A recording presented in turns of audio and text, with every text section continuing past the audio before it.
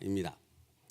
과거에는 문서를 다 작성한 후에 그 문서의 신빙성과 확실성을 보장하기 위해 이 문서 겹치는 그 부분에 도장을 찍었죠. 그래서 이것이 개봉됐는가 안 됐는가 하는 것을 증명해주는 표로 사용했습니다. 우리가 영화를 보다 보면 이런 장면들을 자주 보았던 것을 기억하실 수 있을 것입니다. 그러므로 도장을 찍는 행위는 문서에 기록된 내용을 반드시 지키겠다는, 여기 들어가 있는 내용을 내가 반드시 지켜 행하겠다는 굳은 결의가 담겨져 있는 것입니다. 오늘 본문의 이스라엘 백성은 하나님과 다시 언약을 맺고 있습니다. 그리고 그 언약의 내용이 담긴 문서에 도장을 찍었습니다. 그게 인봉하나이다의 의미입니다. 반드시 그 언약의 내용을 지키겠다는 그들의 굳은 결의를 보여주고 있는 것입니다. 그래서 이어지는 10장 1절로부터 27절까지의 말씀을 보면 하나님 앞에 그 문서에 도장을 찍은 사람들의 명단을 일일이 기록하고 있습니다. 언약을 맺은 사람들의 명단을 기록하고 있다는 것을 볼 때 그들은 이 언약을 지키기 위해 목숨을 걸고 온 힘을 다하겠다 하는 의지가 담겨 있죠. 그러니까 이 대표자의 명단을 적었다는 것은 사실은 자신의 목숨뿐만 아니라 자기의 가문의 명예와 가족들의 생명까지도 걸고 이 언약의 내용을 반드시 지키겠다 하는 맹세가 담겨 있다는 것입니다. 그렇다면 그들이 목숨을 걸고 지키려 한 그 언약의 내용은 무엇인가? 28절부터 39절까지의 말씀 10장이요. 거기에 기록되어 있는데 그것을 오늘은 살펴보지 않고 다음 주에 살펴볼 것입니다. 그런데 28절부터 39절에 이르는 그 내용을 한마디로 요약한다면 이런 내용입니다. 이제 자기 생각대로 신앙생활하지 않겠다라는 것입니다. 이전까지 내가 내 생각대로 신앙생활을 해왔던 그 삶을 버리고 하나님의 뜻대로 신앙생활을 하겠다는 내용인 것입니다. 그러므로 다 인봉하나이다 라는 말씀에는 이제 더 이상 자기 중심의 신앙생활을 하지 않겠다는 맹세가 담겨져 있는 것입니다. 그렇다면 왜 이들은 이런 맹세를, 이런 굳은 결의를 하게 된 것일까요? 이유는 우리가 앞에서 살펴봤던 것처럼 하나님의 심판에 의해 나라가 철저히 멸망해버렸기 때문에 그런 것입니다. 왜 멸망했습니까? 자기 중심의 신앙생활 때문입니다. 하나님의 백성이 하나님의 말씀대로 신앙생활을 해야 되는데 하나님의 말씀과는 관계없이 자기 생각대로 자기 중심적인 신앙생활을 했기에 결국은 하나님의 심판을 초래하게 되었다 하는 것입니다. 그래서 그들은 결단한 것입니다. 이제는 자기 생각대로 신앙생활을 버리겠다 하는 것입니다. 여러분, 자기 신앙대로 자기 생각대로 신앙생활을 하는 것은 사실은 이 땅의 삶뿐만 아니라 이 땅의 삶이 끝난 이후에도 영향을 미친다 하는 것입니다. 마태복음 7장 21절 22절 말씀인데요. 나더러 주여 주여 하는 자마다 다 천국에 들어갈 것이 아니요 다만 하늘에 계신 내 아버지의 뜻대로 행하는 자라야 들어가리라. 그날에 많은 사람이 나더러 이르되 주여 주여 우리가 주의 이름으로 선지자 노릇을 하며 주의 이름으로 귀신을 쫓아내며 주의 이름으로 많은 권능을 행하지 아니하였나이까 하리니 하는 말씀이 있습니다. 천국 앞에서 주님께서 어떤 사람들을 향해 이렇게 말씀하신다 하는 것입니다. 그러면 이 말씀을 듣는 어떤 사람들은 어떤 특징을 가지고 있는 사람들이냐 하는 것인데요. 주님 말씀에 보면 많은 사람이라고 표현하십니다. 그리고 그들이 선지자 노릇도 하고 많은 권능을 행했다고 말씀합니다. 그런데 그들에게 부족한 부분이 있었다는 겁니다. 그게 뭡니까? 말씀대로가 아니라 자기 뜻대로. 여러분, 이게 되게 우리 마음 가운데 이렇게 쿵 하고 부딪힘으로 와야 돼요. 신앙생활을 했다는 거예요, 안 했다는 거예요? 했다는 거예요. 선지자 노릇도 하고 많은 권능도 행했고 주여 주여 하고 여러 가지 일들을 행했다라고 말하고 있습니다. 예배도 드렸고 봉사도 했고 하나님의 사역도 했다라는 것입니다. 그런데 뭐가 문제라고요? 그들은 하나님의 뜻이 아니라 자기 뜻대로 하는 신앙생활을 했다라고 말씀합니다. 근데 중요한 건 뭡니까? 그런 사람들은 천국에 들어올 수 없다라고 선언하신다는 겁니다. 주님의 말씀이 아닌 자기 생각대로 하는 신앙을 가졌던 사람들입니다. 그들은 결코 천국에 들어오지 못한다. 나는 너희들을 알지 못한다. 주님은 말씀하신다 하는 것입니다. 그래서 사실 이 부분의 말씀의 결론 부분을 주님이 이어가는데 그게 마태복음 7장 24절 25절입니다. 띄워주시겠어요? 마태복음 7장 24, 25절이요? 없어요? 제가 읽어드릴게요. 그러므로 누구든지 나의 이 말을 듣고 행하는 자는 그 집을 반석 위에 지은 지혜로운 사람 같으리니 비가 내리고 창수가 나고 바람이 불어 그 집에 부딪히되 무너지지 아니하나니 이는 주추를 반석 위에 놓은 까닭이라. 여기서 기억해야 될 부분이 이 말씀인데요. 누구든지 나의 이 말을 듣고 행하는 자는입니다.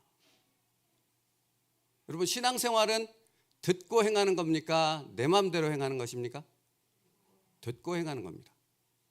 그러니 끊임없이 물어야 한다는 것입니다. 끊임없이 말씀 가운데 나를 향한 하나님의 뜻이 무엇인가를 깨달아 알기 위해 노력해야 한다는 것입니다. 말씀을 떠나면 그냥 내 생각대로밖에 신앙생활밖에 할 수 없는 거예요. 그 누구도 예외 없이. 그래서 누구든지 나의 이 말을 듣고 행하는 자는 이라고 말씀하고 있는 것입니다. 천국에 들어갈 수 있는 지혜로운 자들이 누구입니까? 주의 말씀을 듣고 그대로 행하는 자라 말씀합니다. 그 다음에 주님이 반대편, 그와 다른 경우에 예를 들어서 설명합니다. 나의 이 말을 듣고 행하지 아니하는 자는 그 집을 모래 위에 지은 어리석은 사람 같으리니 비가 내리고 창수가 나고 바람이 불어 그 집에 부딪히되 무너져 그 무너짐이 심하리라 말씀합니다. 어리석은 자라고 대비해서 표현하고 있는데요. 어리석은 자의 특징이 무엇입니까? 듣기는 듣지만 그대로 행하지는 않는다는 겁니다. 여러분, 이런 권면을 드립니다. 집사님, 기도해야 됩니다. 말씀 앞에 서야 됩니다. 오직 말씀만 붙드는 삶이어야 합니다. 이러면 이렇게 대답하세요. 알지요, 목사님. 저도 잘 압니다. 근데 중요한 건 뭡니까? 그 다음이 없다라는 겁니다. 아는 것에서 끝납니다. 나의 이 말을 듣고 행하지 아니하는 자는 어리석은 사람 같으니 모래 위에 지은 집과 같이 무너지리라. 그들은 결코 천국에 들어오지 못하리라 하는 것입니다. 듣기는 들었지만 자기 생각대로 행하는 자들은 천국 문 앞에 이르렀을 때 주님의 이 음성을 듣게 된다는 것입니다. 내가 너희를 도무지 알지 못하노라. 여러분, 지금 이 시대에도 자기 중심적인 신앙생활을 하고 있는 사람들이 얼마나 많은지 모릅니다. 제가 지금 말씀드린 것은 자기 중심적인 신앙생활을 하고 있는 사람이 많다고 말씀드렸습니다. 예배드리는 사람이 많고 기도하는 사람이 많고 그리스도인이 많고 이 얘기를 드리는 것이 아니라 자기 중심적인 신앙생활을 하는 사람이 많다는 것입니다. 자기 중심적인 신앙생활을 하는 사람들의 특징은 이렇습니다. 예배는 드리지만 예배당 밖의 삶은 여전히 그대로라는 것입니다. 이전과 똑같습니다. 교회에서 봉사는 하지만 예전의 삶이나 지금의 삶이나 전혀 구별되지 않는다는 것입니다. 누가 알 수 있습니까? 내가 알 수 있습니다. 하나님이 아시고요. 나는 분명히 압니다, 사실. 나만큼 정확히 나 자신의 삶이 어떠한지를 아는 사람은 없겠지요? 여러분은 어떠십니까? 예배를 드리는 이곳에서의 삶과 밖에서의 삶이 똑같습니까? 그리고 내가 예수 그리스도를 믿고 난 후에 그 이전의 삶과 지금 이후의 삶이 같습니까?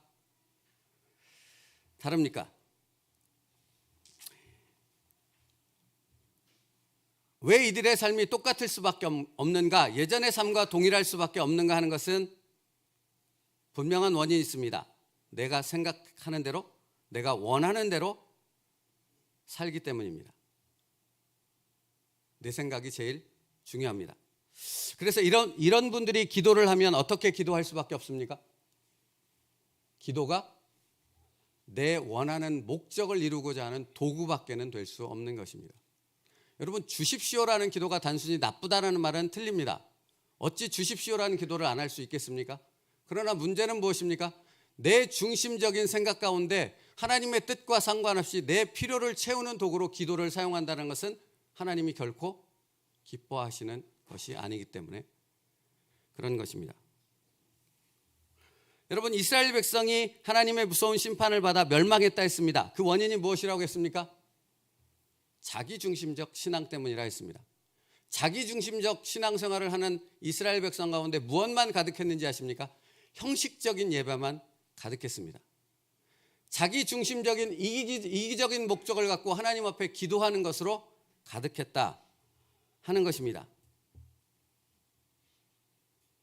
그런데 통탄해야 될 것이 있습니다, 여러분. 지금 한국교회가 그렇습니다. 어쩌면 이렇게 똑같을 수가 없을까 하는 생각이 들 만큼 똑같습니다. 예배드리는 자는 많지만 변화의 삶을 살아가는 성도는 극히 드뭅니다.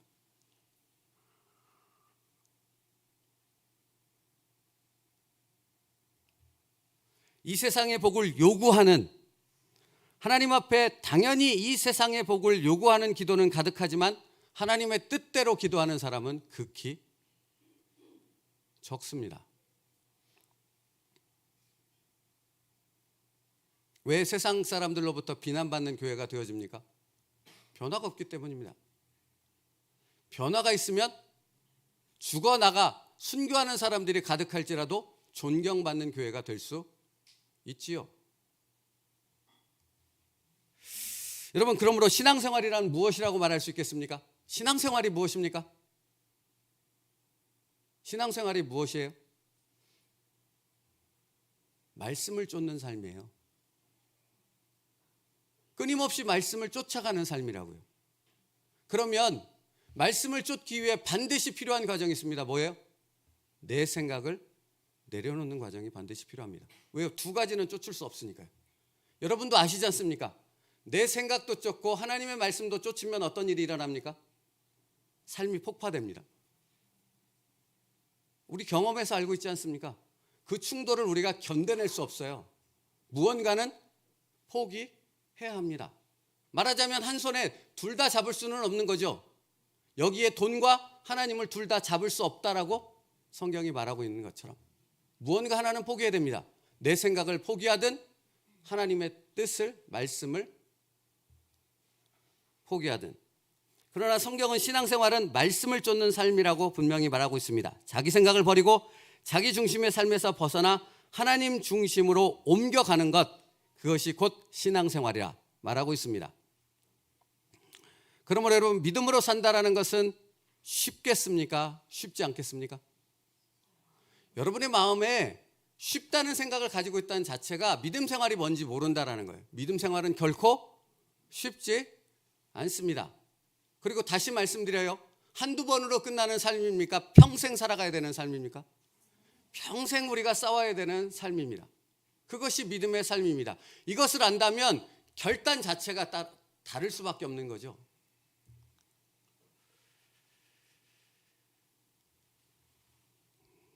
그러므로 말씀을 쫓는 사람들에게 반드시 나타나는 변화가 있습니다. 그들의 삶 가운데 치열한 영적 싸움이 계속된다는 것입니다. 왜 아니겠습니까? 자기 중심적 삶을 살았던 옛사람의 주장과 예수 그리스도의 십자가로 말미암아 새 생명을 얻은 새 사람의 주장이 충돌하는데 어찌 싸움이 일어나지 않겠냐고요. 날마다 충돌하고요. 때마다 일마다 충돌한다라는 것입니다. 그러면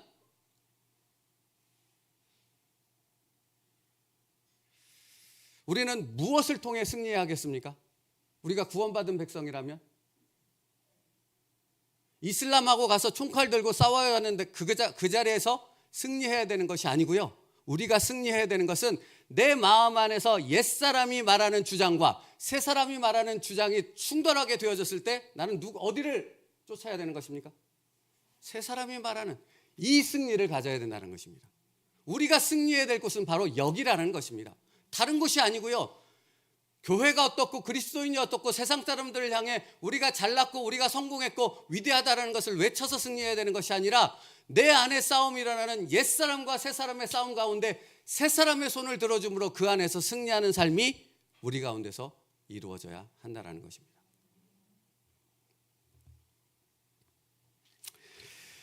여러분, 예수님 당시에 많은 유대인들이 이렇게 생각했어요. 어떻게 생각했냐면 우리는 아브라함의 자손이므로 모두 다 천국에 들어갈 수 있다. 그죠?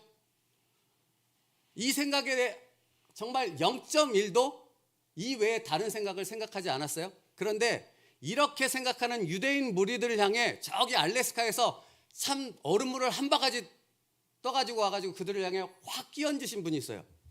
정신 차리라고. 누구죠?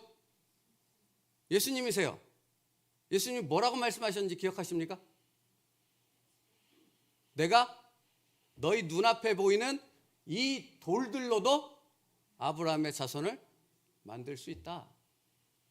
너희 생각은 뭐라는 거예요? 잘못되었다는 것입니다. 틀렸다라는 것입니다. 여러분, 우리를 향해서는 주님이 뭐라고 말씀하실 것 같습니까?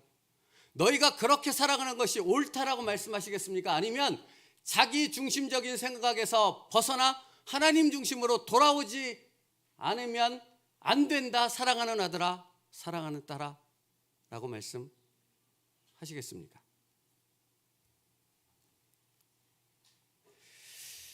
주님이 이렇게 말씀하셨어요. 오직 회개에 합당한 열매를 맺는 자만이 아브라함의 자손이라.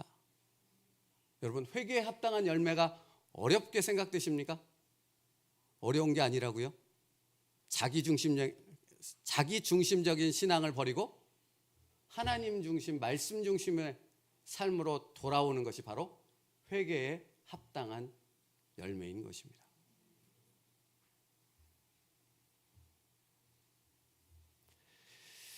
오늘 이스라엘 백성이 하나님 앞에서 다 인봉하나이다 라고 맹세하고 있다고 말씀드렸습니다.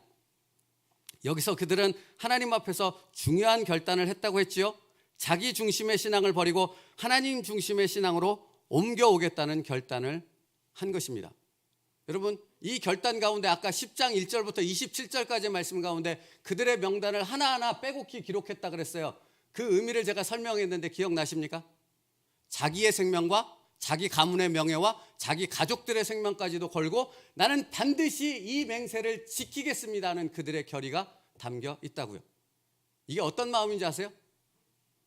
내가 차라리 죽더라도 이 맹세는 반드시 지키겠습니다. 인 것입니다. 이게 우리에게 어떤 메시지를 던집니까? 우리도 이와 같은 결단이 없으면 내 중심의 신앙을 벗어날 수 없다는 것입니다.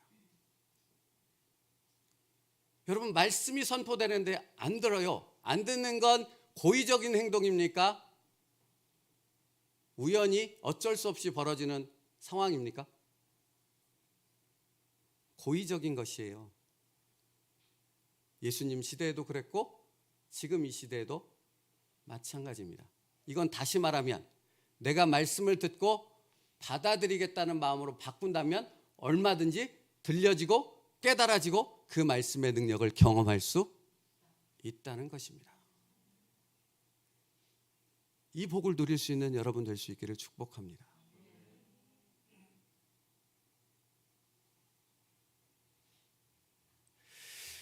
다 인봉하나이다 라는 말씀의 의미는 이제 말씀을 쫓는 삶을 살겠습니다. 그것에 내 목숨을 걸겠습니다 하는 의미가 담겨 있는 것입니다. 여러분, 그래서 지난주에도 말씀드렸지만 이 말씀이 읽혀질 때 거기에 있던 모든 이스라엘 백성들이 다 뭐라고 화답했습니까? 아멘, 아멘, 아멘을 외칠 수밖에 없었다라는 것입니다. 사랑하는 성도 여러분, 여러분의 영혼에서부터 울려 나오는 아멘의 화답 소리가 가득할 수 있기를 축복합니다. 우리에게 지금 필요한 것은 다른 것이 아니에요. 아멘이 필요한 거예요. 하나님, 나도 그렇게 살겠습니다. 나도 내 중심적, 내가 원하는 생각대로 살았던 그 신앙의 삶을 포기하고 이제 하나님의 말씀을 쫓는 하나님 중심의 신앙의 삶을 살겠습니다. 그것이 이 예배당에서 고백으로 끝나는 것이 아니라 여러분의 삶의 현실 가운데 옛 생각과 지금의 새 사람의 생각이 부딪히게 될 그때 이 말씀을 기억하며 하나님의 말씀을 쫓는 결단으로 이어질 수 있는 여러분의 귀한 선택이 있기를 축복합니다.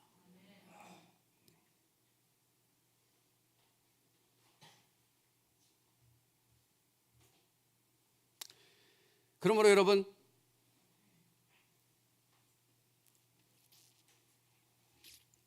사사기 21장 22절의 말씀을 우리가 사실은 기억해야 해요. 같이 한번 읽겠습니다. 시작.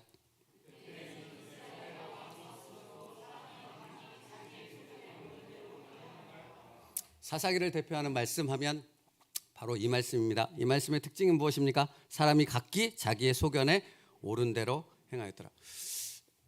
여러분, 제가 두 가지 이야기를 말씀드릴 거예요. 사사기를 딱 설명할 때 두 가지 큰 사건 하면 딱 꼽는 두 가지 사건이 있어요. 첫째는 미가 집안의 우상에 대한 이야기가 첫 번째 이야기고요. 두 번째는 레위인의 첩사건 이야기입니다. 제가 시간이 없으므로 간단하게 설명을 드릴게요. 첫 번째 미가의 집 사건은 이런 겁니다. 미가라는 사람이 있었는데 그 어머니가 있었어요. 어머니가 되게 이렇게 알뜰살뜰 돈을 모으는 분이었어요. 그래서 열심히 돈을 모았어요. 그래서 돈을 모았는데 돈을 모으다 보니까 두려움이 생긴 거잖아요. 이 돈을 도둑놈이 가져가면 어떡할까? 그래서 자기만 하는 이렇게 땅을 파고 거기다가 자기가 모은 돈을 이렇게 모으기 시작했어요. 차곡차곡 모였지 않았겠습니까? 근데 아들 미가가 어머니가 돈을 모은다는 것을 알고 어디에 모으는가를 자세히 본 거예요. 어딘지 발견했겠지요. 그래서 어느 날 어머니가 모은 돈을 몽땅 다 훔쳐다가 자기가 가져가 버렸어요. 이것을 어머니가 알게 됩니다. 어머니 마음이 얼마나 분통이 터지겠습니까? 자기가 평생 모아온 돈을 잃어버렸으니. 그러니까 날마다 앉아서 저주하는 겁니다. 하나님을 향해. 하나님, 내 돈 가져간 그놈을 평생 저주해 주옵소서. 불구가 되게 하시고 자자손손 저주를 받게 하시고 막 등등등등등 이런 엄청난 저주를 쏟아붓는 겁니다. 누가 듣습니까? 이 저주를? 도둑놈인 미가가 듣는 거죠. 아니, 날마다 들리는 거예요. 그러니까 도대체 부대껴서 못 살겠는 거예요. 그러니까 이 미가가 결국엔 이 부대낌 가운데 어쩔 수 없어서 돈을 가지고 어머니 앞에 갑니다. 어머니, 제가 훔쳤어요. 죄송합니다. 이 어머니는 통탄할 일 아닙니까? 자기가 저주를 다 했는데. 그러니까 이 어머니가 이 저주를 바꾸기 위해서 어떻게 행동하는지 아세요? 야, 아들아, 돈 가져와. 자, 이걸로 하나님의 신상을 하나 만들자. 신상을 만드는 거예요. 왜? 자기가 했던 저주를 아들에게 가지 않기 위해서 이것을 씻어버리려고 신상을 만들어 놓은 거예요. 여러분, 이게 말씀 어디에 나옵니까? 하나님이 언제 이렇게 하라고 가르쳐 주셨습니까? 있어요? 저는 모르겠는데. 없죠. 이런 말씀은 어디에도 없어요. 근데 이들은 이스라엘 백성 아닙니까? 그런데 이들이 가진 신앙이 어땠어요? 하나님 중심이에요? 말씀 중심이에요? 아니면 자기 중심적인 생각이에요? 자기 중심적인 생각. 그러니까 이런 말도 안 되는 행동을 해요. 신상을 만들어요. 신상을 만들어 놨더니 이 신상 하나님께 제사를 드리려면 누가 필요해요? 제사장이 필요해요. 그러니까 어느 또 떠돌이로 돌고 있는, 자기의 사역의 장소를 잃어버리고 자기 마음대로 떠돌고 있는 레위 한 사람 데려다가 우리 집안의 제사장 해 라고 세우는 겁니다. 말이 돼요, 안 돼요? 안 되죠. 전혀 성경적이지 않죠. 근데 더 기가 막힌 사건을 성경이 기록하고 있어요. 사사기는 신상이 있고 제사장이 있고 그러니까 왠지 그럴듯해 보이지 않습니까? 근데 이 미가의 집족을 배회하던 베냐민 지파가 있어요. 이 베냐민 지파는 얼마나 치사한 족속이었냐면 하나님이 약속한 땅은 너무 광대한 민족이 있으니까 쳐들어가지도 못하고 자기 땅에, 약속된 땅에 들어가지 못했어요. 그래서 어디에 우리가 머물러야 돼? 라고 배회하고 있었어요. 그러다가 어떤 땅이라도 들어가서 점령을 해야 되는데 자기들한테 자신감이 없잖아요. 그러니까 자신감을 줄 수 있는 어떤 무언가, 눈에 보이는 뭔가가 필요했던 거예요. 그걸 찾고 있었던 거예요. 근데 미가 집안 왔더니 뭐가 있어요? 눈에 보이는 하나님이 있는 거예요. 거기다가 금상첨화로 제사장까지 있네. 어떻게 했겠습니까? 어떻게 했겠어요? 칼 들고 들어가는 거죠. 딱 들고 들어가서 신상 챙기고 제사장한테 이렇게 말합니다. 딱, 야, 한 집안을 섬기는 제사장이 낫겠냐? 한 지파를 섬기는 제사장이 낫겠냐? 이게 말이 됩니까? 이것도 말도 안 되는데 이 레위 사람이 머릿속으로 생각한 거죠. 아, 맞네. 한 집안보다 한 지파가 훨씬 더 높잖아. 그리고 여기를 따라갑니다. 그래서 우상도 챙기고 제사장도 챙기고 이제 보무도 당당하게 자기들이 쟁취할 그 땅을 향해서 전진해 가죠. 미가가 뒤늦게 이 사실을 알았어요. 자기 식솔도 데리고 쫓아왔습니다. 그랬더니 레위 지파 사람들이 어떻게 할게요? 칼 한 번 빼는 거죠. 죽을래? 도망가는 거죠. 이게 첫 번째 사건입니다. 이런 말도 안 되는 일이 어디서 일어났다고요? 이스라엘 지파 가운데. 두 번째 사건이요. 두 번째 사건의 제목이 뭐였습니까? 레위 지파의 뭐요? 레위 사람이 첩이 있는 게 맞아요? 틀려요? 말이 자체가 이미 틀려 먹은 거예요. 이미 어그러진 거라고요.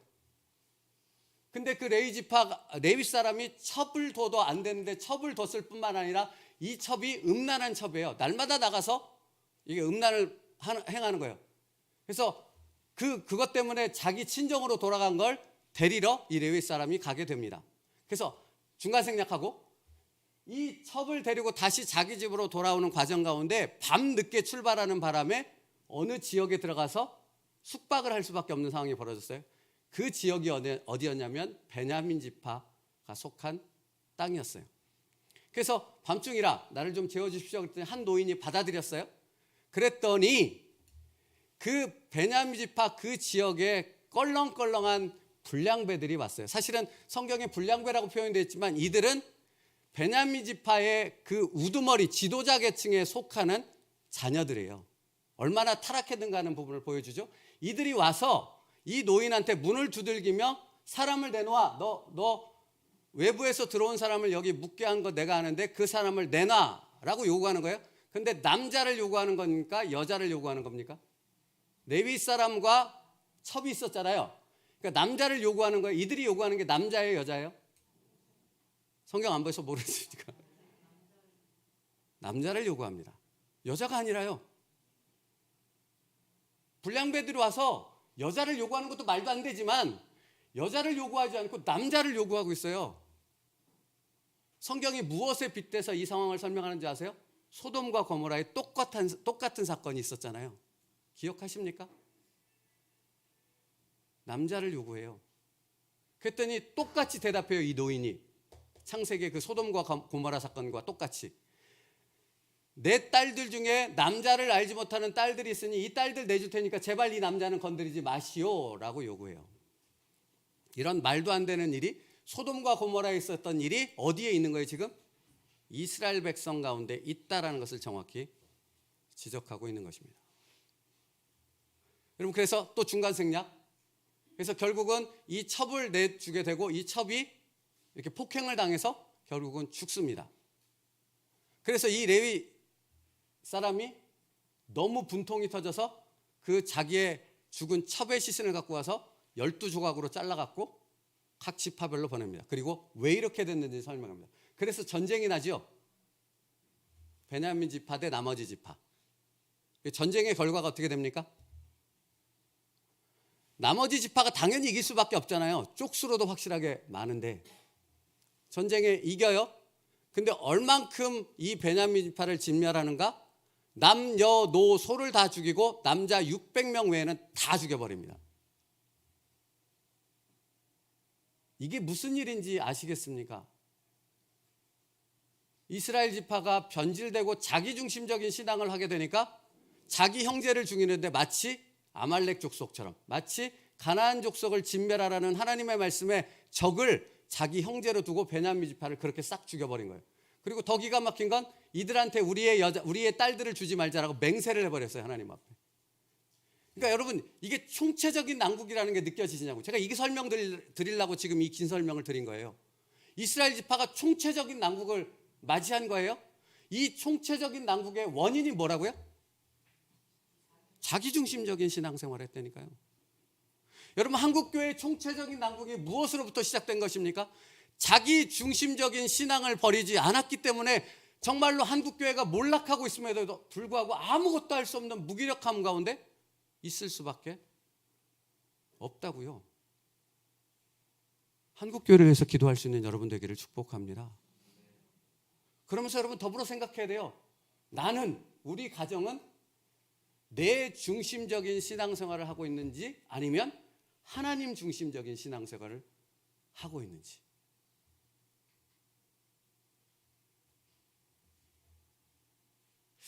여러분 그래서 사실 자기 생각대로 자기 중심적인 신앙생활을 하는 사람들은 뭔 특징을 가지고 있는지 아세요? 아주 고집이 셉니다. 출애굽기 33장 3절이요. 너희를 젖과 꿀이 흐르는 땅에 이르게 하려니와 나는 너희와 함께 올라가지 아니하리니 너희는 목이 곧은 백성인즉 내가 길에서 너희를 진멸할까 염려함이니라 하시니.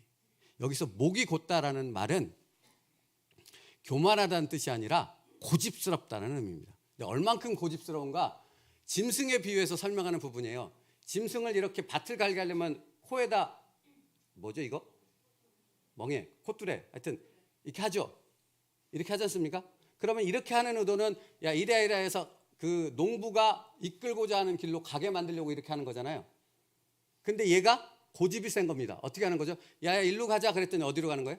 일로 가는 거예요. 그럼 어떻게 된겠습니까? 땡기는 거죠. 가는 곳으로. 그러니까 고통스럽겠습니까? 안 고통스럽겠습니까? 안 고통스럽겠습니까? 고통스러울 수밖에 없지 않습니까? 근데 끝까지 고집을 부리는 거예요. 목이 곧다라는 말은 마치 이와 같은 모습을 설명하고 있는 거예요. 귀를 막고 안 듣는다니까. 하나님이 정말 그를 향해 당신에게 주는, 너에게 주는 말이야 라고 그 말씀을 선포하고 있음에도 불구하고 안 들어요. 내가 죽으면 죽었지 하나님 말씀 듣지 않겠습니다 이러고 있다니까요.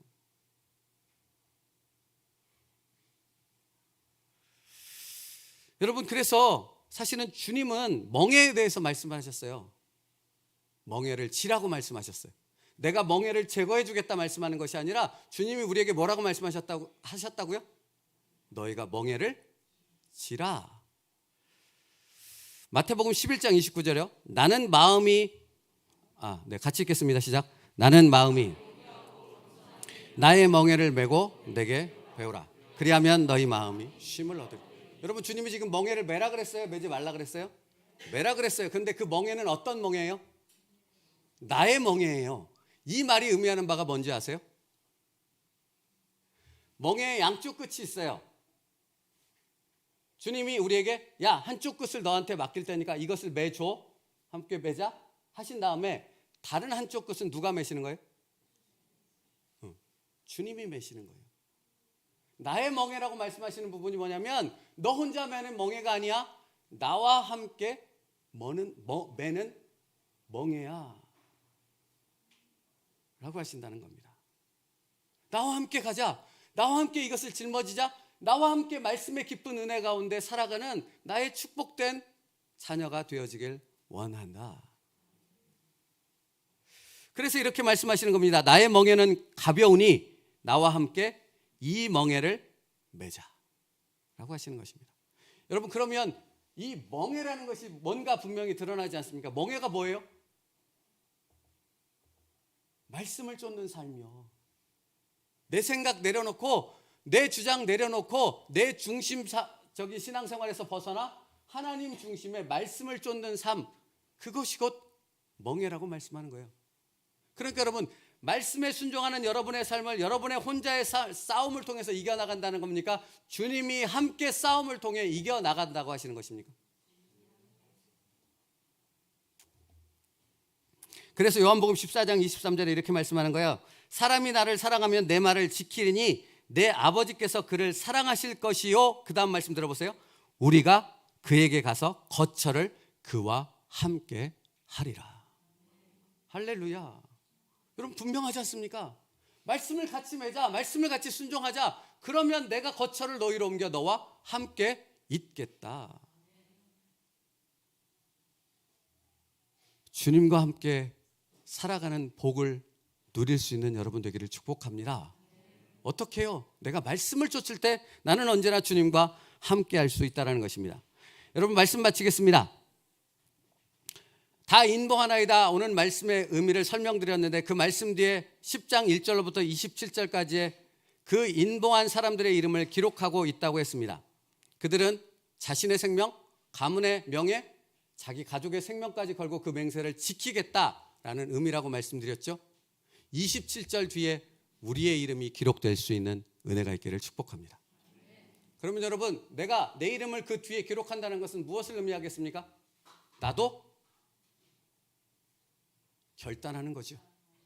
주님과 함께 말씀을 쫓는 삶을 살겠습니다 하는 결단을 하겠다는 고백입니다. 그러므로 여러분, 그렇게 결단하는 사람들은 두 가지를 기억해야 됩니다. 이거 말씀드리고 말씀 마치겠습니다.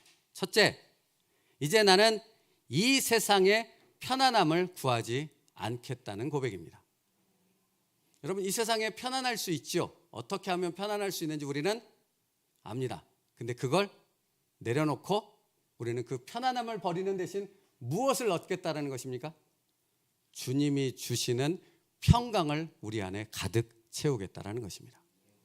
그게 말씀을 쫓는 자의 삶입니다. 두 번째, 더 이상 내 생각대로 내 중심의 신앙생활이 아닌 하나님 중심, 말씀 중심의 신앙생활을 하겠다는 고백입니다. 그러면 여러분 어떻게 이 신앙생활을 할 수 있다고 말씀드렸어요? 내 삶에서 옛 생각과 새 생명을 가진 그 새 생명의 생각이 서로 충돌할 때가 우리의 삶에 자주 있다고 그랬어요. 그때 우리는 어느 한 편을 들어야 됩니다. 내가 이 두 생각이, 두 마음이 충돌할 때 어디에 손을 들어주시겠습니까? 네, 그게 승리입니다. 그렇게 한다는 결단인 것입니다. 그러니까 여기서 결판나는 우리의 결단이 아닌 거죠. 어디서? 우리의 실제 한 주간의 삶에서요. 거기서 승패가 나뉘는 것입니다. 승리할 수 있는 여러분들 있기를 축복합니다. 기도하겠습니다. 살아계신 하나님 감사합니다. 이스라엘 백성들이 고백했던 것처럼 이제 더 이상 자기 중심적인 신앙생활을 버리고 하나님 중심의, 말씀 중심의 삶으로 돌아오는 믿음의 백성들 되어지길 원합니다. 아버지 하나님, 오늘 이 예배 시간에 드린 우리의 결단과 기도가 우리의 삶에서 실행되게 하여 주시옵소서. 놀랍고 놀라운 하나님의 말씀에 순종하는 자의 삶의 은혜를 누릴 수 있는 저희들 되게 하여 주시옵소서. 예수님의 이름으로 기도 올리옵나이다. 아멘.